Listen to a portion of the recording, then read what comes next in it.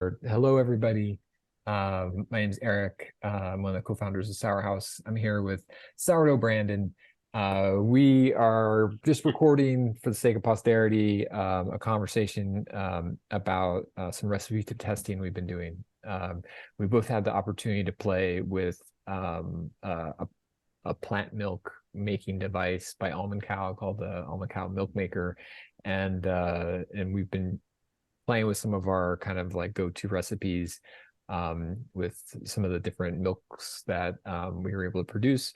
So this is really our first time chatting about since we've been doing our testing, and just kind of wanted uh, to share it. So Brandon, you want to introduce yourself quickly, just for anybody who doesn't know who you are? Sure. Yeah. My name is Brandon. I run a website, sourdoughbrandon.com, where I'm a food blogger and recipe developer. And I post sourdough recipes, so various sourdough breads and discard recipes onto my website. And then also guides on just like how to make sourdough bread, how to make your bread better, or specific topics that people are interested in. And of course, like I'm on Instagram, I'm at sourdough Brandon. So a lot of people maybe watching this follow me on there. And yeah, happy to be here. Awesome. And Brandon makes great recipe walkthroughs and very like detailed with lots of pictures and lots of detailed information. And he contributes a recipe to the sourdough or the Sour House kind of community cookbook that we have that Yeah, is really great. And I think it's actually the brioche it recipe, is. right? Yeah. Right. So your challenge was like taking a brioche recipe, which is like full of dairy, and veganizing it essentially by Yeah. using a plant milk of your choice. I took a kind of a go-to Pullman loaf recipe. Basically, it's like a pan loaf that I make for like a sandwich bread for my kids a lot. And I'm actually lactose intolerant, so I've always used plant milks in my recipes. In fact, I don't think I've ever made a bread with actual dairy. Now I think about it. But for me, it was really interesting to have a tool where, usually I use store-bought oat milk or whatever like that, but to be able to make it myself and to experiment with different milks in the recipe and kind of see how that came out. Um, so maybe Brandon, just to kick off, like you want to talk through your recipe, like basically, the basic recipe, how it works, where you landed, kind of how you got there. Yeah, let me pull the recipe up. All right. Yeah. So when I was thinking about this, I was kind of like, what is the other extreme of a bread, right? Like, so of course, brioche bread is one of my favorite breads, but it's a very highly enriched dough. So it's made of eggs, milk, sugar, and lots of butter. So like my typical sourdough bread recipe for brioche has one stick of butter in it. So it's very rich, it's very buttery, and that's kind of how the typical French brioche is made. And so when I spoke with Erik, I think the challenge was to be like, okay, let's make this vegan and use plant-based milk in it. And I think the results were really good and interesting, definitely different, but still really, really delicious.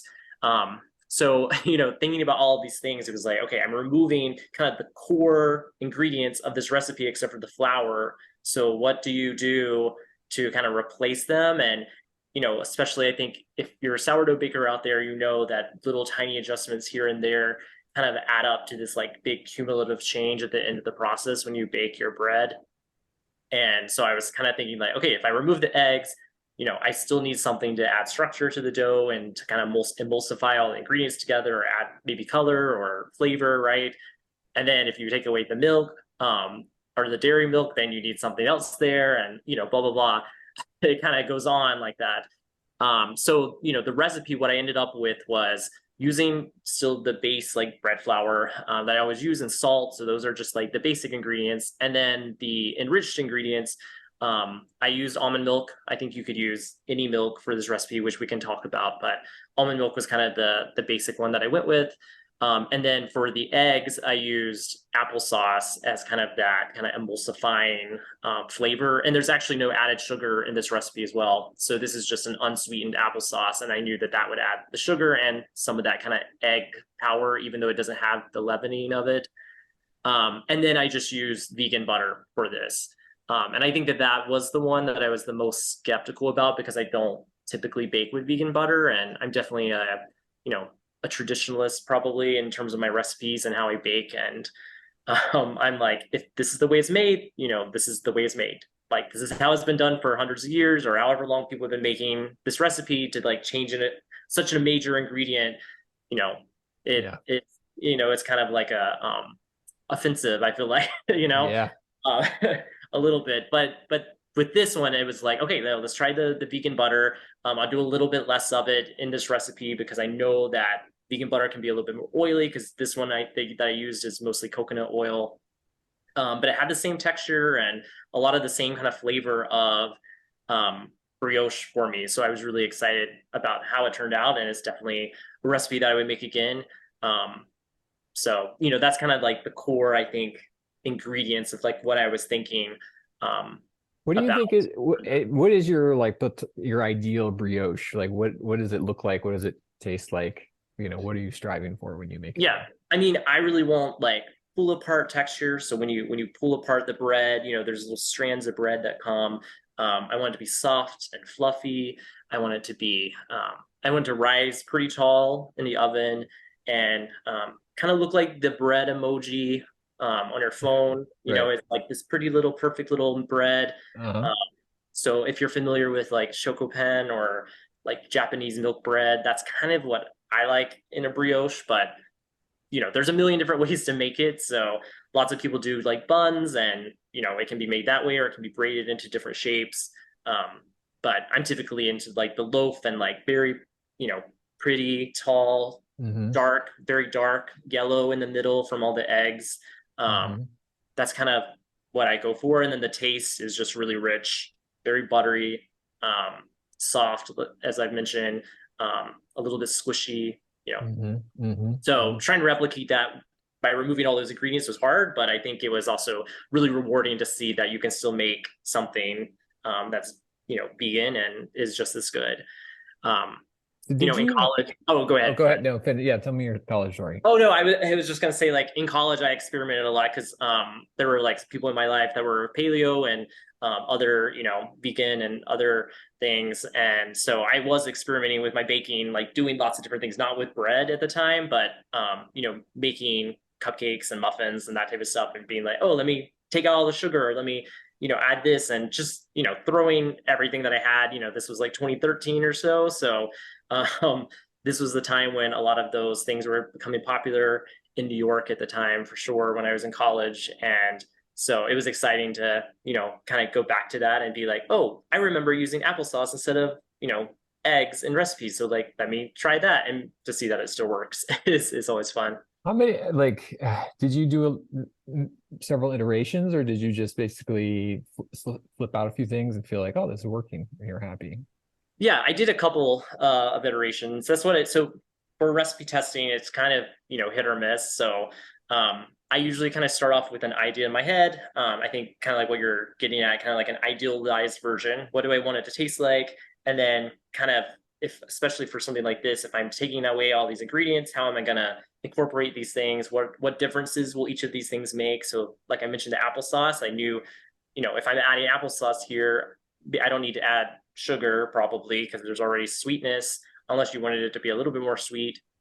Um, that's kind of some of the process. And then, I think this one was like, oh, I was pretty fortunate that the first couple of times that it was pretty good. And, the first time I made it, it was like, oh, okay, here's a little adjustment I can make. I can, um, you know, add a little bit more of this or take away a little bit more of that, depending on what, I'm And wanting to get out of it. yeah, and I'm always interested in these little adjustments and how they affect things. Like what do you remember? Like what kind of little tweaks did you make and like what were you trying to achieve? Yeah. So one, I think I mentioned the browning of the top crust. So the first time I made it, I didn't add anything to the top, and it's totally fine. But typically the brioche has an egg wash on the top, and that just makes it really shiny and it has like a little bit thicker crust. So then when you slice into it, it's kind of protecting the bread, and it has this really nice dark brown color to it. So when I first made it, it still tasted really good, but it didn't have, or the crust didn't have that look to it. And to try to replicate that, It was like, okay, I'm not using an egg wash, so what do I do? And so we did a little bit of research and kind of seeing what people did, and I landed on doing like a maple syrup and just water kind of egg wash. And that Mhm. makes sense to me because maple syrup has sugar in it. And so that's going to caramelize, like Maillard reaction in the oven as it bakes. And so I think that that did a pretty good job. Not as dark as maybe I would go for typically, but still a pretty good job of definitely browning it more than the first time. So that's like one example. Yeah, that's interesting. So I also, made this, and Yeah. How did it go? I made it once and it went really well. And I Okay. have to say, Good. I've made challah, but I haven't, and I made brioche maybe once as a failure Well, a long time back. the challah, And that's interesting because challah is like usually dairy free, or it always is. So well, there's actually a couple of that's versions, similar. like because it's usually dairy free, but it will have egg, and then Yeah. so there's a kind called water challah. So I actually made a veganized version, but and it's still a little bit of work in progress. Um, but the I also so a couple things, like I don't have a stand mixer, and I feel like these kind of like really rich, Yeah. kind of breads, it helps to have that. It does. Yeah. And so a couple things that I found is, one, it turned out generally great. It was super soft, looked lovely. My vegan wife was very impressed. We Okay. made French toast out of it the next day, that That's my great. kids ate up, and we were like, definitely make this again. Okay. Um, I'm glad and to hear that. like, yeah, and and it was pretty, and like I've never actually made milk bread, so just like doing the rolled up three roll in a pan kind of thing. I got to play with that shape and stuff, so that was fun. Yeah. Um, I ended up doing I used a couple small tweaks to your basic recipe. You used Miyoko's butter. I used Earth Balance. Yep. I used oat milk instead of almond. And for the wash, I just did oat milk. And I typically, what I've been finding, I'm not really hardcore about this, but for my washes lately, when I do it, I tend to not put it on right away at the beginning of the bake. I'll like Oh, wait you wait. like 6 minutes or so till it gets a little firmer, because I Yeah. kind of feel like it gets a little mucky at the top Yeah. there when Okay. you do that.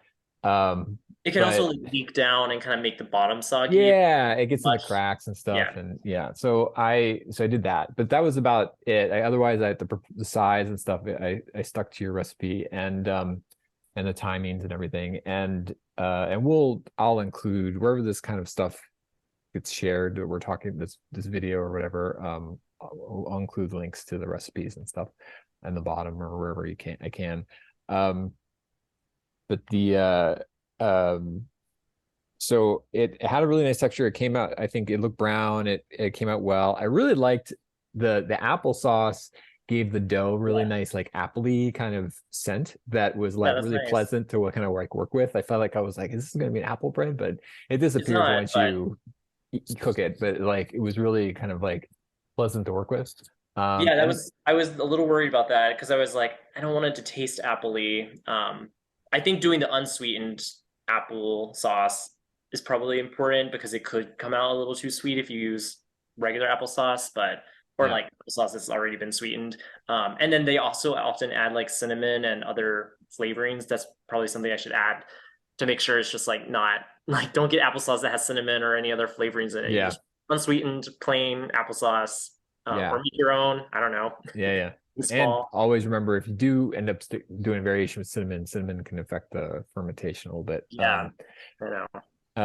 But what else? Oh, so I did slap and fold. So I like massaged in the butter at that stage. I kept the butter kind of cold so it wouldn't get too oily too quick. Yeah, But Earth Balance melts pretty fast. And yeah. so Especially if you're on your hands and you're like working it, yeah, it's it's warm warm. up. Yeah, your hands are warm. So I kind of got that in as quick as I could, and then it was a little bit oily, and Yeah. around the container I was using, and the dough itself. But then I did slap and folds for 10 minutes, and it came together. And like I have to That's say, good. the better than my previous attempts at such a oily bread, even using slap and fold. So Yeah. I mean, even in a stand mixer, it starts off, if you add too much butter at once or you kind of move it pretty fast, when you first add all the butter, it's pretty oily. Like it will seem like this isn't going to come together. Like brioche is yeah, all like that. But it's like the longer, the longer it mixes, the more gluten is being developed. And so it just kind of hydrates the bread and yeah. it just gets stronger and stronger and stronger. So, I mix it in stand mixer for 8 to 10 minutes. So be doing by hand for 10 minutes, that's a good workout. But Yeah. glad to hear that that turned out. Yeah, and it is always amazing how it does like come together because like when you're using like a mixer, I've used a mixer just a little bit with baking, and it is amazing what it can do. I don't remember if this was in your recipe. I just tend to do this out of habit, but I did let the like I mixed the flour, salt, starter, and the milk, and then I let it sit for a half hour. Yeah. So just to let it hydrate a little bit Yeah. before putting in the oil, or I do the that butter. sometimes too. Yeah. Yeah. Um, but some breads, I think it makes a difference. I don't know if it does in this case. But yeah, I think it worked well. And like I have to say, like it was a totally thumbs up from all my testers. So That's good. nice work. Yeah. Um, are there any like little tips that you have for any of the stages as you go to somebody who's trying this recipe, like that you feel like makes it work better or easier?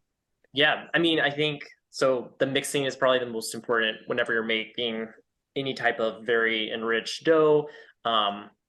Whether it's butter, vegan butter, whatever your oil, whatever you're using, that's going to kind of coat all the gluten strands. And so it's going to make it a lot harder to develop the gluten that it needs to rise in the oven and hold its structure. So when you go to shape it, it keeps its shape.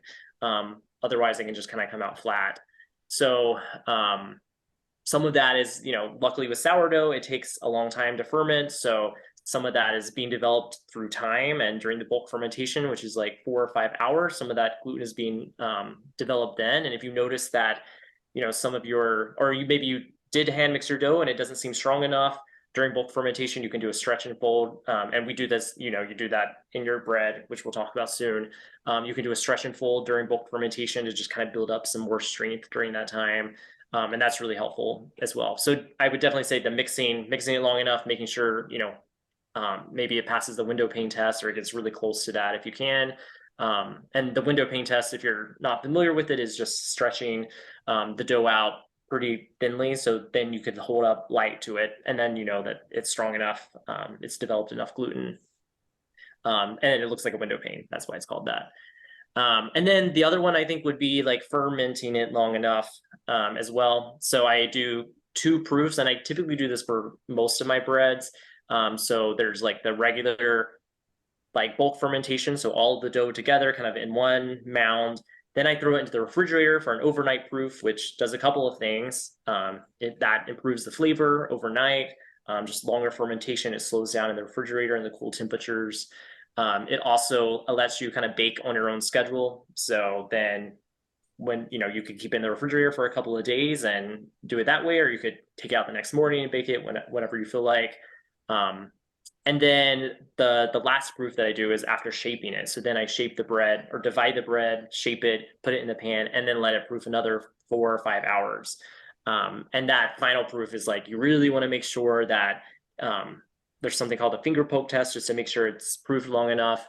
If the dough leaves a little indentation and just barely comes back up, then it's past the window pane test, and you know that it's proofed enough. So that way the dough will rise in the oven.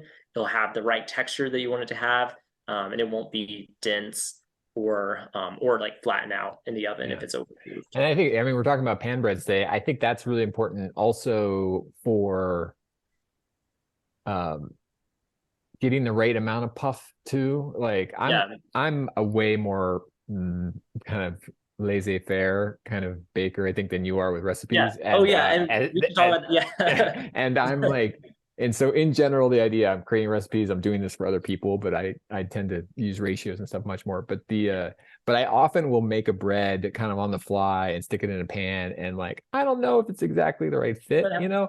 Yeah, But if you one thing that when you're watching out for like making it too big and kind of like overflowing yeah, is like you want to push I think the proof a little further than yeah, you would with like a round kind of petard or something like that. Um, because it like not having quite so much energy keeps that in check. And then if you're using like a Pullman pan, yeah, finding where you have a lid, you're trying to get that square kind of shape. Um, the Getting the size right where like the amount right and the puff right so it fills the pan and you get mm, like coherent corners, but also not too much so it's like not bursting out the sides, which I've had yeah, happen. Like that's like it takes a little like zeroing in. And so I yeah. think the fermentation is, you want to be careful with pan loaves. Yeah, and definitely like the type of pan and the pan size. Because yeah, I noticed the Pullman pans. I mean, I really love the straight sides on a brioche, so I love using the Pullman pan for that and like most sandwich breads. But most people have like a 9x5 or an 8.5x4.5, like standard bread loaf pan. There is no standard, by the way. Like all Yeah. bread loaf pans are always different. Um, but like a 9x5 pan definitely works for the recipe, but it may be a little bit more squat because you have this width. It may not rise as tall in the oven because it's just kind of going to be a little bit wider. Whereas like the Pullman pan is 4 inches tall or 4 inches wide, so it rises tall and straight.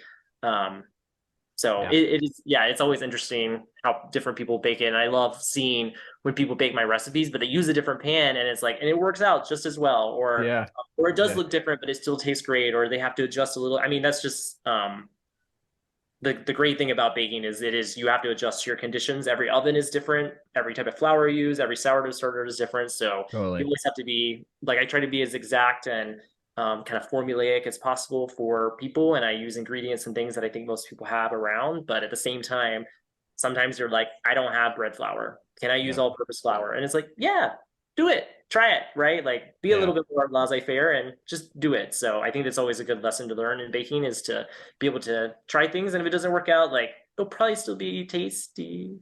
Yeah. I mean, it can't I always like to say it's like your worst loaves are probably still going to be better than what you can buy at the grocery store. So Yeah. people should feel free to experiment. Well, let's talk about Milo for a bit. Yeah. So I'm curious to see how yours went. I'll say a couple things on in terms of what I made and how I kind of went about it. So my loaf is originally it's the kind of the origin of it was I was looking for like a sandwich bread loaf, and I think I used Foolproof Baking's Pullman loaf, which as a starting point several years ago, and she incorporates more oats and like some other kind of more ingredients. And over time, I found myself simplifying it. Mhm. But the thing that I really held on to was uh, about 25% einkorn in the mix. So usually I use AP, majority AP, and then einkorn. And I usually probably use an einkorn AP. I use Jovial most of the time brand, but you can get that as like a whole wheat, an einkorn whole wheat or regular, and they both work. And I love einkorn in general for the flavor and like kind of like the digestibility of it. I feel like it does like make a difference in terms of how sweet and how kind of like just like easy it is to kind of eat. And so and then kids really like that sweetness and that flavor a lot too. So for like a sandwich bread to send with my kids to school or something like that, it makes a lot of sense. Yeah. Um, and then in this case, there's water, there's salt, there's starter, and it's enriched with maple syrup, oil, and then a milk. Usually I use oat milk, like an Oatly, and then I have played with the syrup. Like I've used honey. I think sorghum would be interesting. Like you can use kind of whatever you want. Yeah. But maple syrup, I think, is probably my go-to. And then oil, any neutral oil works for it. And it's a pretty simple um, process to make compared to a brioche. You're just like mixing up you mix the flour, water, starter. Usually I put in salt too, but sometimes I'll hold back the salt and mix that in a little bit later to let it hydrate, just depending on the timing. And then after maybe 15, 20 minutes, after things have hydrated a bit, I mix in the milk, the syrup, and the oil. One tip that I found making this bread is that that stuff incorporates better if you like kind of emulsify that together, if you mix it up, and so it goes in as like a coherent liquid. And when you're trying to kind of like mix it into the existing dough, like a slurry kind of. yeah. Yeah. And also another cleanup tip is like if you put the oil first and then and then the milk and then the syrup last, it's way easier to deal with it in the jar, because like if you put Oh the yeah, syrup, if you put the syrup in first, it will like stick on everything and it'll be harder to mix up. That's always a good tip. Yeah, I love that. Yeah. So then you just do a kind of pretty typical sourdough bake where you're just like doing some stretch and folds long enough for your for a typical bulk rise. I will do anywhere from 50 to 100% depending on how much I pay attention on these, and then reshape it into a simple like kind of log shape, put it into the pan that I'm going to use, and then usually I'll I might proof it on the counter or overnight, but a lot of times it's overnight in the fridge. And then you bake it at a lower temperature than a normal loaf, like 350. And you might be in there for, I don't know, an hour or something like that in my experience. I do when I'm doing, we make Goldie. Sourhouse makes this device Goldie, which you can keep your sourdough starter in.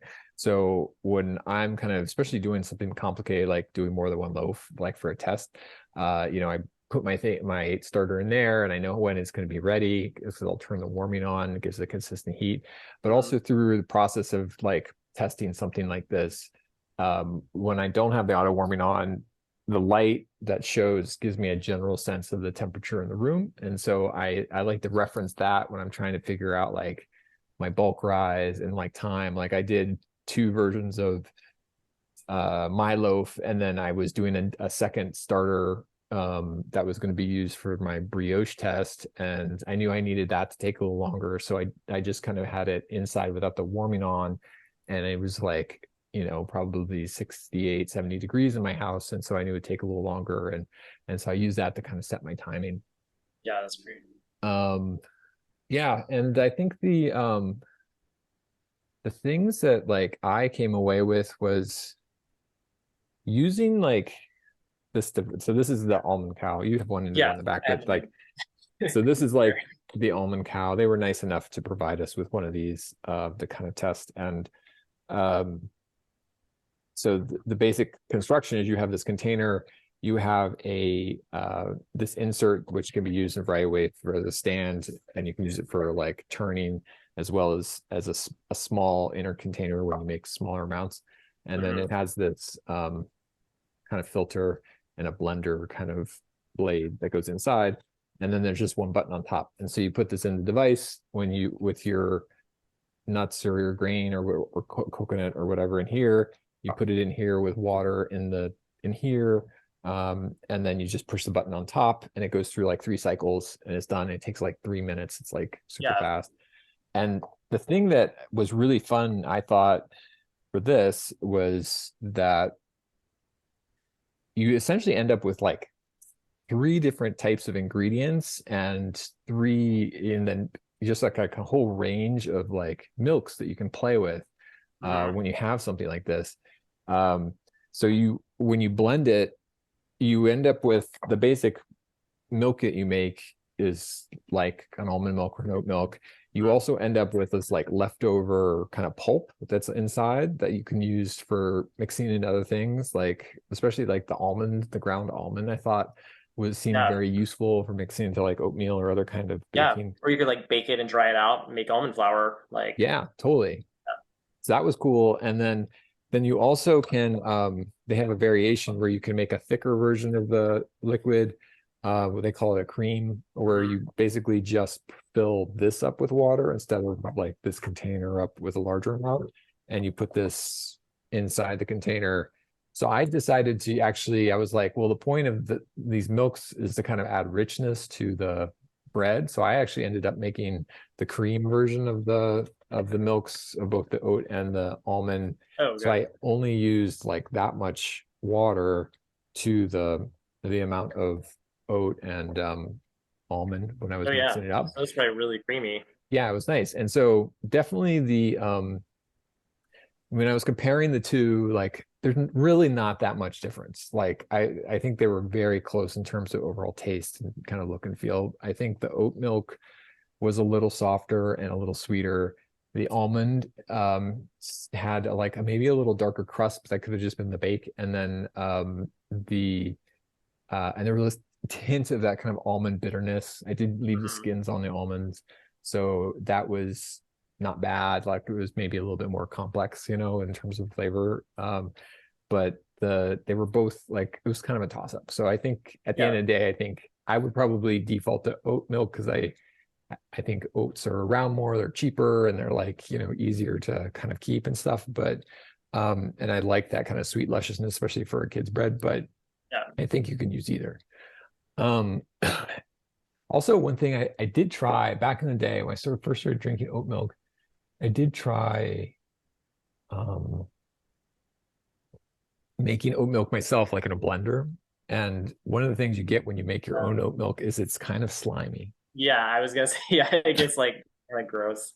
Yeah, and I think they deal with that at the industrial level by using enzymes to kind of like somehow neutralize the mucilagenic property of it, and Well, there's so like additives that they always add to those yeah. things, right? Yeah. So this stuff tastes super fresh, no matter what it does. And that was cool. Yeah. And then the filter is actually I think fine enough that in the case of the oats, a lot of the kind of the slimier stuff stayed inside. And so it wasn't like it was still kind of like had a lot of mucilage, but it was not, Textural, but not yeah, like, yeah. yeah, but it wasn't gross. And it was also like for baking, it's sort of irrelevant. In fact, I think that probably adds the overall Yeah. moistureness, quality to the bread. So it was a really fun tool to play with this. I felt like Yeah. I felt used to really make my own almond milk in college, and the mess that I would make in my dorm room was, I mean, this was the time I was like experimenting with it. I mean, try all of these different yeah, things. Like making my own almond milk was like fun, and at the same time, it was just like using a cheesecloth to squeeze out the almond was just so it was just it was like you're yeah. squeezing as much water out of these almonds that you can get. Whereas this, I was just like amazed that it was like, oh, I can just pour it out. And there it is. Like, that's so much easier. Why didn't I come up with this like 15 years ago or whenever? I know, totally. Like, yeah, and the fact that you can do like, I mean, I did almond milk and then I did oat milk and I had it what I needed ready in 5 minutes. It Yeah. was just like so fast and you can do it like on the fly. You can kind of make adjustments how you want. That's all super Yeah. useful. So I tested your recipe and it was Yeah. great. It was really delicious. Like one of the only differences, I coated the top with oats because I kind of like if it's maple Hmm. oat flavor, it's like, oh, let me like give it a Yeah. little crunchiness on top. So this is just like a little minor difference. And then I did like a proofing outside the refrigerator. I think I keep my fridge a little colder probably because I just am constantly like in and out of it. Um, so I have to like keep it a little colder. So like really nothing. If I put something in the refrigerator, it doesn't proof any like Hmm. overnight. Really, it just I still use it for overnight proofs, but it just will barely rise at all. So I did have to like proof it a little bit longer outside the fridge. But that's Like like the next what I morning typically, yeah, and that's what after. I do for pretty much all my recipes. So it wasn't like any problem. But it came out very soft. I really like the maple oat flavor. That's a favorite combo of mine. I think it's really great for breakfast toast. That's what I've been using it. And then I think with the oil, especially, and this is kind of similar to the brioche, whenever you add like that fat to it, it just like keeps really longer. So it's been setting out for quite a few days. I generally keep it covered, my breads, but this one I haven't even covered it, and it's still soft and it's able to slice through it, and it's great as toast, just heating up. That's great. Now what size pan did you end up using? Did you use your small? Because I'm my Yeah, I recipe. I use have a large Pullman loaf that I usually use, but did you use a small Pullman or how did yeah, I you end use up the doing it? small Pullman, and I just everything was like 70% size. 70%. Okay, Well, interesting. 9/13 technically, which is like it's Is like that the 69 size? point Is that something the percent. difference? Is that the actual difference in size of pan? Like, Well, yeah, because they're the same width and height. uh-huh. It was just the only difference is the length. So the ratio is only 9/13 difference. All right, 9 to the 13th. I'm gonna write that down. So I took your recipe and I did 9/13, the percentage by everything of yours. So it was like 70%. Okay. Yeah. All right. When I write up the recipe, I'll give people that option. The other thing, like one thing I like the Pullman pan, like well, as soon as I found out what this was when I started baking, I was like, oh, this is great because like it allows you to create bread that is square, like Yeah. slices that are square. And it looks like, what you think of as like a commercial bread, right? And Yes. slice bread. Oh, yeah, I don't use the lid. I should say that. I didn't use the lid for mine. You don't. Okay. I don't use the lid typically, and it rose above the pan. It rose So above the pan. Okay. yes. I use it with mine. It took me a long time to kind of like figure out the right, amounts and stuff to make it scale right. But when you get it, it's really fun because you get these like very square kind of things. And one of the little differences when you're using a Pullman pan with the lid on is that to help it fill out the square inside, is you bake it first standing up in normally. Yeah, here's And the yeah, that's a small size. So then typically what you get see instructions to do is like after like 7 minutes, you flip it onto one side. So you have it up, you flip it and you bake it for 7 minutes like that. And then you flip it to the other side, bake it for 7 minutes. And I think that allows the expansion into the corners a little bit. yeah. And then you put it back upright and you bake it for the rest of the time. And it seems it has worked for me. Yeah. The So that's great. That's helpful to know the size, and I'm glad it worked out for you. I also I do yeah, I like to put the oats on top sometimes. Sometimes I'm lazy about that. I have mixed in oats. I think that's closer to Kristen's original recipe. Yeah, like a porridge. Yeah, doing it like a porridge loaf, right? Yeah. And but when you're using the oat milk, you're kind of halfway there anyways. And Yeah. I guess you could use actually I hadn't even thought of this. I guess you could do something like use an almond cow milk machine and use the leftover kind of Oh, the pull. ground oats from the Yeah. inside and use that essentially as your porridge. Yeah, that would be You interesting. could cook that. Probably could do And that. It would yeah. probably I would worry about like pockets of it. Like, and that's what I've had with like when I've done porridges is that you get like sometimes you get like pockets of it inside of the loaves. It just needs to be like dispersed really well. Yeah, but the thing is like with this is like it's already ground up pretty It's so small. much, yeah. Yeah, Whereas so like a porridge is like whole oats, so yeah, it's like more chunky. Yeah, I've had that and also I think part of that is like a matter of mixing, like how yeah. aggressive you are with the mixing when you mix it in and stuff. But um yeah, so there's a lot of variations you can play with it. The I mean, Go I ahead. think like just the styles of recipe writing is also kind of interesting to think about Yeah. because when I got yours, I was like, oh yeah, this feels like how Erik would write a recipe, right? Like it's just like mix it together, do a couple stretch and folds, like see how it goes, like proof it until it's like 50% right. Whereas I'm like, do this and this and this and this, and like it needs to be 4 to 5 hours at this temperature and all that. So when I made the recipe, I think it was also a test of my own like, oh, like let me be a little more chill about this, right? Like Well, I'm glad it worked out. Hey, yeah, well, yeah, I'm gonna yeah. aspire to channel my inner Brandon when I write up the final recipe. And it's tough too because I'm at a little bit of altitude here in Asheville, so things go a little faster for me Oh here yeah. than other What places. are you at? And I don't even remember now. It's not like I'm not quite 2,000 feet. Okay. It's like it's not officially like high altitude, but Yeah, I but when I moved here from like zero sea level in Brooklyn, so it was like there was a noticeable difference in my starter yeah, rise. I'm at like 1,000 feet here. But even like yeah, making jams or boiling water is like, oh, it boils it like 208, 208, 209 typically. It makes a difference. Things go a little faster. Yeah.